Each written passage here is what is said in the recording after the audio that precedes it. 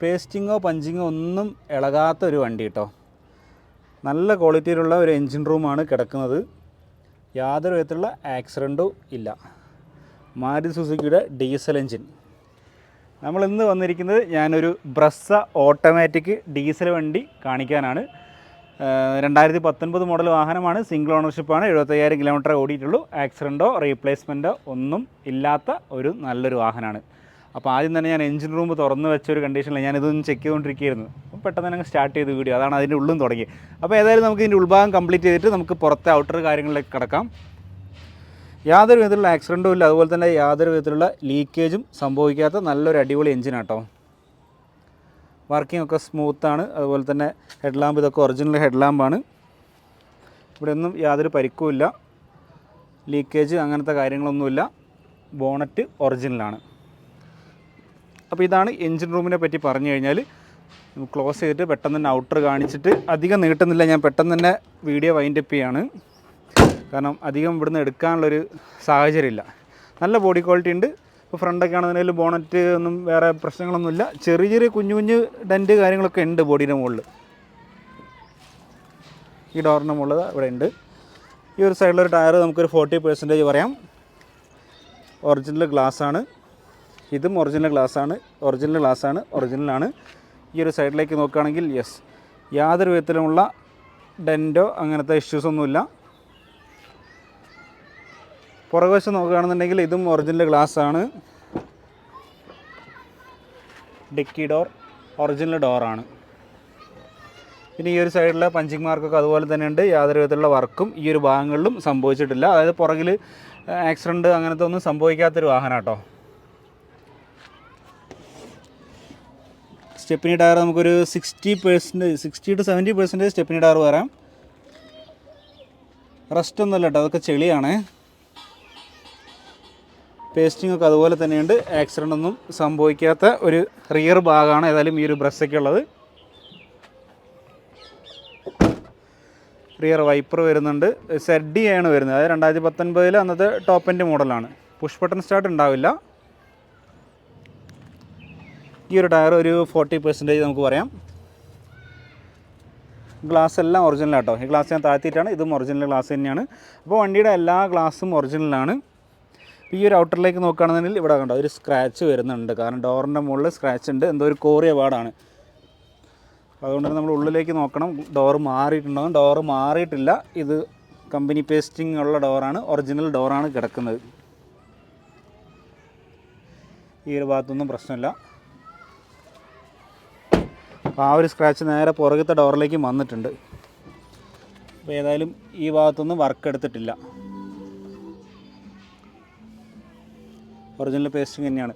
അപ്പോൾ ഈ പുറമേ കാണുന്ന ഈ ഒരു ചെറിയൊരു സ്ക്രാച്ച് ഇതാ 2 ഡോറിന് മുകളിലേക്കും ചേർന്നിട്ടുണ്ട്. നമ്മളിപ്പോൾ ഇത് പെയിൻറ്റ് ചെയ്യണമെങ്കിൽ ഏകദേശം ഒരു 5,000 രൂപ നമ്മളെന്തായാലും മുടക്കാനുണ്ടാവും. അതൊന്ന് 2 ഡോറും ഒന്ന് പെയിൻറ്റ് ചെയ്യണമെങ്കിൽ ചെയ്യിക്കാം, ആ ഒരു പൈസ മുടക്കിയിട്ട്. പുറകത്തെ ഈ റൈറ്റ് സൈഡിൽ ഈ ടയർ വളരെ കുറവാണ്. നമുക്ക് എന്തായാലും എടുത്തു കഴിഞ്ഞാൽ അധികം ഒന്നും ഓടില്ല. അതിന് വേറെ സ്റ്റെപ്പിന് വേണമെങ്കിൽ അങ്ങോട്ടും ഇങ്ങോട്ടും ഒന്ന് ചേഞ്ച് ചെയ്യേണ്ടി വരും. കാരണം സ്റ്റെപ്പിന് അത്യാവശ്യമുണ്ട്. ഈ ഫ്രണ്ട് ഗ്ലാസ് ഒറിജിനലാണ്. അപ്പോൾ ഇതാണ് ഔട്ടറിലെ ഒരവസ്ഥ. ഇനി നമുക്ക് ഇൻറ്റീരിയറിലേക്ക് പോയിട്ട് ബാക്കി കാര്യങ്ങൾ പറഞ്ഞുതരാം. റൂഫിലും ഇഷ്യൂ ഒന്നുമില്ല കേട്ടോ.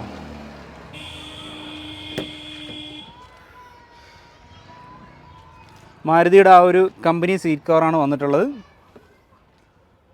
നല്ല വൃത്തിയുള്ളൊരു സീറ്റ് കവറാണ്. യാതൊരു വിധത്തിലുള്ള ഡാമേജും ഇല്ല, കീറൽ അങ്ങനത്തെ പ്രശ്നങ്ങളൊന്നുമില്ല.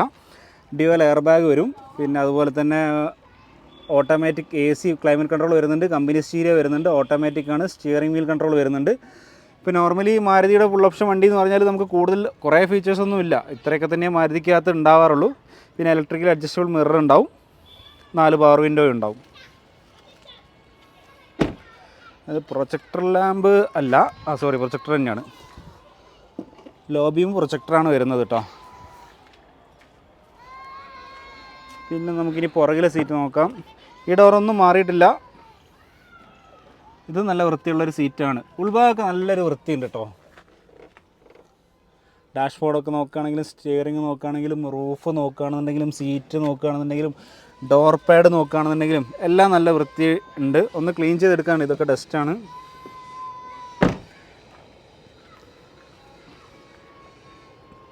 യെസ്, ഇത് കിലോമീറ്റർ വരുന്നത് 75,400 ഞാൻ അങ്ങനത്തെ കാര്യങ്ങൾ കാണിച്ചു തരാം. 75,347 ഓടിയിട്ടുള്ളത് കേട്ടോ. ഓട്ടോമാറ്റിക്കാണ്, ഡീസൽ ഓട്ടോമാറ്റിക്കാണ്. ഇപ്പോൾ കുറേ ആളുകൾ എന്നോട് ചോദിക്കാറുണ്ട് ഡീസലിന് മൈലേജൊക്കെ ചോദിക്കാറുണ്ട്. ഇപ്പോൾ കഴിഞ്ഞ വീഡിയോ ഞാൻ ചെയ്ത സമയത്ത് എന്നോട് ഒരാൾ എത്ര മൈലേജ് കിട്ടുമെന്നും കൂടി പറഞ്ഞാൽ ഉപകാരമായിരുന്നു പറയാറുണ്ട്. കാരണം ഞാൻ കൂടുതലായിട്ടും ഫോർച്യൂണർ, ക്രിസ്റ്റ അങ്ങനത്തെ വണ്ടികളാണ് കാണിക്കാറുള്ളത്. അപ്പോൾ അതിൻ്റെയൊക്കെ മൈലേജ് ഒരുവിധം ആളുകൾക്കൊക്കെ അറിയാം. അപ്പോൾ നമ്മൾ വീണ്ടും വീണ്ടും ഇതിങ്ങനെ പറയുമ്പോൾ സ്ഥിരമായിട്ട് കാണുന്നവർക്ക് ഒരു ബോറിംഗ് ആയിട്ട് തോന്നാൻ ചാൻസ് ഉണ്ട്. അതുകൊണ്ടാണ് ഞാൻ മൈലേജ് ഇൻഡിവിജ്വലി പറയാത്തത്.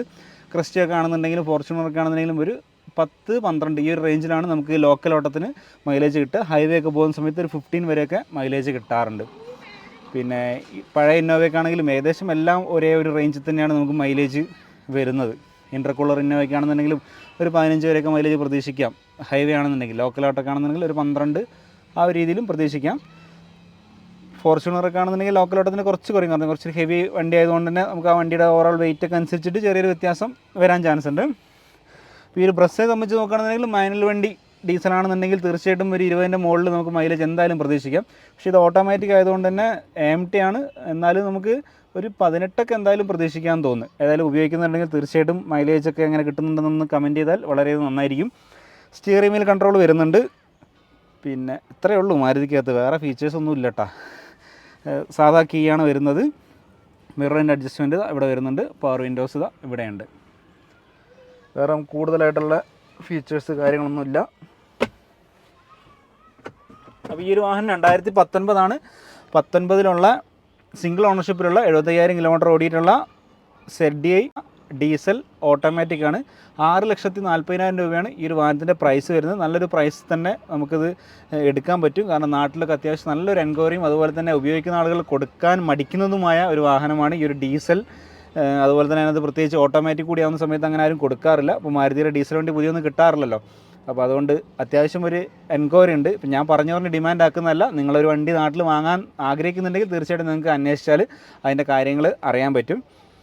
പിന്നെ ഒരുവിധം കാര്യങ്ങളൊക്കെ ഞാൻ പറഞ്ഞിട്ടുണ്ട്. ഇനിയിപ്പോൾ നമുക്ക് അധികം പറയാനൊന്നുമില്ല.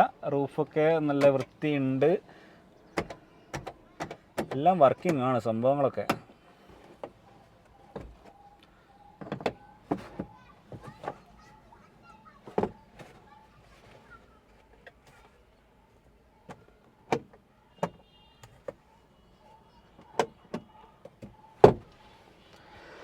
അപ്പോൾ ഒരുവിധം കാര്യങ്ങളൊക്കെ ഞാൻ നോക്കിയിട്ടുണ്ട്, പറഞ്ഞിട്ടുണ്ട്.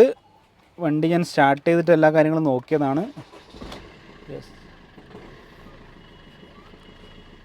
ഇത് AMT ആണ് വരുന്ന gear box, reverse, neutral, manual drive, ഇത്രയേ ഉള്ളൂ ഇതിനകത്ത്. പിന്നെ നമ്മളൊരു പാർക്ക് ബ്രേക്ക്. AC ഒക്കെ നല്ല വർക്കിംഗ് ആണ് കേട്ടോ. ഇവിടെ ഇപ്പോൾ ഈ ഒരു സമയത്ത് AC ആവശ്യമില്ലാത്തതുകൊണ്ടാണ്, കാരണം നല്ല തണുപ്പാണ്. AC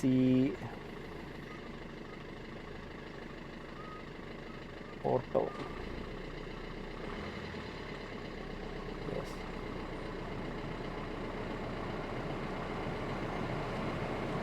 തണുപ്പുണ്ട്, നല്ല തണുപ്പുണ്ട്. അപ്പോൾ ഏതായാലും ഈ ഒരു വീഡിയോ ഞാൻ അവിടെ വൈൻഡപ്പ് ചെയ്യാൻ പോവാണ്. ഒരുവിധം കാര്യങ്ങളൊക്കെ ഞാൻ പറഞ്ഞിട്ടുണ്ട്. ഇൻഷുറൻസ് ഒക്കെ വാലിഡ് ആണ് കേട്ടോ. പുതിയ ഫുൾ കാർ ഇൻഷുറൻസ് ആണ്. 2026 വരെ ഉണ്ട്. 2026 എനിക്ക് തോന്നുന്നത് ജനുവരി സ്റ്റാർട്ടിങ്ങിൽ തന്നെ ഏകദേശം ഒരു 1 ഇയറോളം കറക്റ്റ് ബാക്കിയുള്ള ഒരു ഫുൾ കവർ ഇൻഷുറൻസ് വണ്ടിക്ക് ഇനി ബാക്കിയുണ്ട്.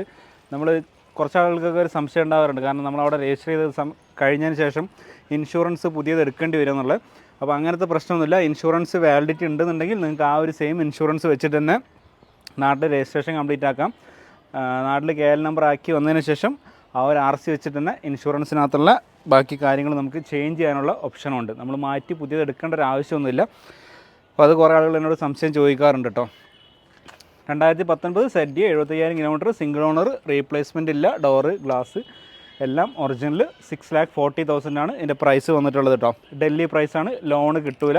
നമുക്ക് ഇവിടുന്ന് വാങ്ങാൻ പറ്റുന്ന പ്രൈസാണ് പറഞ്ഞിട്ടുള്ളത്. ഞാൻ എല്ലാ വീഡിയോക്കകത്തും ലോണ് കിട്ടൂല എന്ന് പറയാറുണ്ട്. എന്നാലും കുറേ ആളുകൾ കുറേ കാര്യങ്ങൾ ഇങ്ങനെ ചോദിച്ചു വരും. ഒരു 4-5 മിനിറ്റൊക്കെ സംസാരിക്കും. എന്നിട്ട് അവസാനമാണ് നമുക്ക് ലോണ് കിട്ടുമല്ലോ അല്ലേ, ഇതാണ് അവസാനം ചോദിക്കുക.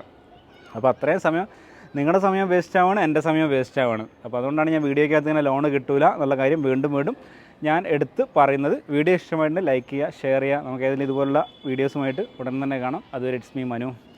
ബൈ.